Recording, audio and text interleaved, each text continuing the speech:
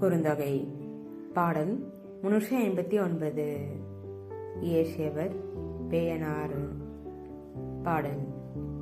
கண்டிசின் பானு பண்பு உடைத்த அம்ம மாலை விரிந்த பசுவன் நிலவு குறுங்கால் கட்டில் நரம்பூஞ்சேக்கை பள்ளி யானையின் உயிர்த்தன நசையின் புதல்வன் தலியீன விரலவன் புதல்வன் தாயவன் புறங்கவையினலே.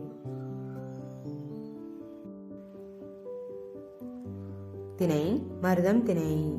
கூற்று தோழி கூற்று.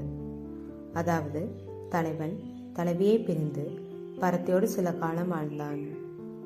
தன் தவறை உணர்ந்த பிறகு தலைவியோடு மீண்டும் வாழ விரும்பி பாணன் ஒருவனை தூது போக வேண்டுகிறான். அதற்கு பாணன் மறுக்கிறான்.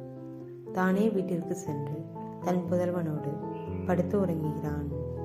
இந்த காட்சியை கண்ட தலைவி தன் ஊடல் தீர்ந்து தலைவனை தழுவிக் கொள்கிறாள்.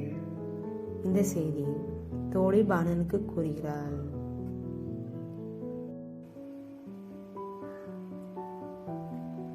பாடல் விளக்கம்.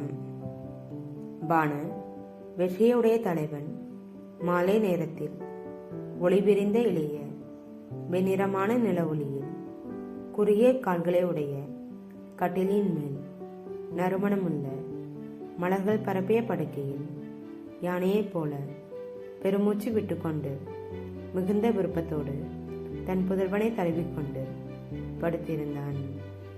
அப்பிள்ளையின் தாயாகிய தலைவி அத்தலைவனது முதுகை அணைத்துக் கொண்டாள்.